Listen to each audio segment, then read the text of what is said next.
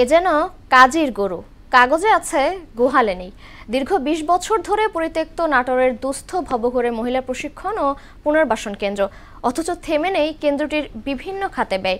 বিদ্যুৎ বিল, ভ্রমণ ভাতা, উৎসব খরচ সহ কেনাকাটার ব্যয় দেখিয়ে কেন্দ্র থেকে অর্থ আত্মসাতের অভিযোগ উঠেছে জেলা সমাজসেবক কর্মকর্তার বিরুদ্ধে। কোনো কার্যক্রম না থাকলেও কিভাবে অর্থ ব্যয় হয় তার কোনো ব্যাখ্যাও নেই সামাজিক উন্নয়নের এই কর্তার কাছে।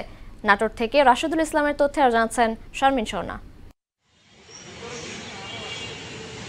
২০০৪ সালের ২৩ জুন নাটোরের একডালায় ৩ একর জমির উপর দুস্থ ছিন্নমূল নারীদের পুনর্বাসনের জন্য আশ্রয়ণ কেন্দ্র স্থাপন করা হয়। শুরুতে ১০০ জন মহিলার আবাসন ব্যবস্থা, প্রশিক্ষণ স্কুল, স্টাফ হাউস ও মেডিকেল সেন্টার নির্মাণের পাশাপাশি ১৪ জন কর্মচারী নিয়োগ দেওয়া হয়। শুধু এর অবকাঠামোগত উন্নয়নেই ব্যয় হয় ৫ কোটি টাকা। কিন্তু নির্মাণের মাসেই প্রকল্পের মেয়াদ শেষ হয়, বন্ধ হয়ে যায় এর কার্যক্রম।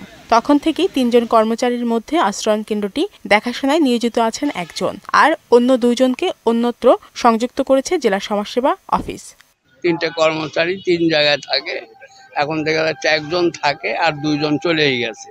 এলাকাবাসী আকুল আবেদন এবং দাবি জানাচ্ছি যাতে আমাদের এই প্রতিষ্ঠানটি খোলা হয়। হাজার হাজার লক্ষ লক্ষ টাকা এখান থেকে উত্তোলন করা হচ্ছে, কিন্তু এটা কার্যক্রম হচ্ছে না। অভিযোগ রয়েছে নিয়ম নীতির তোয়াক্কা না করে কেন্দ্রের সরকারি ভবনে সরকারি খরচেই ব্যক্তিগত গোখামার গড়ে তুলেছেন অফিস সহায়ক।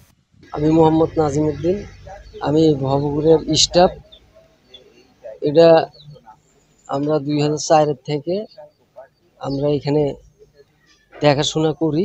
এটা সরকারি একটা নাম দিয়েছিল, আমরা শুনতাম যে ভবঘুরা এটা মানুষের যারা পঙ্গু বা ওরার জন্য একটা চালু হবে, কিন্তু এরপরে তো আর কিছু হয়নি। বিগত ২২ বছর ধরে দেখছি এই জিনিসটা এইভাবেই পড়ে রয়েছে, কিন্তু এটা একটি সরকারি প্রতিষ্ঠান। এসব অনিয়মের বিষয়ে জানতে চাইলে কোনো সদুত্তর দিতে পারেননি জেলা সমাজসেবা কার্যালয়ের এই কর্মকর্তা।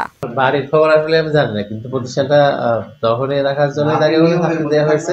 তবে অনিয়ম খতিয়ে দেখে ব্যবস্থা নেওয়ার কথা জানালেন এই ঊর্ধ্বতন কর্মকর্তা।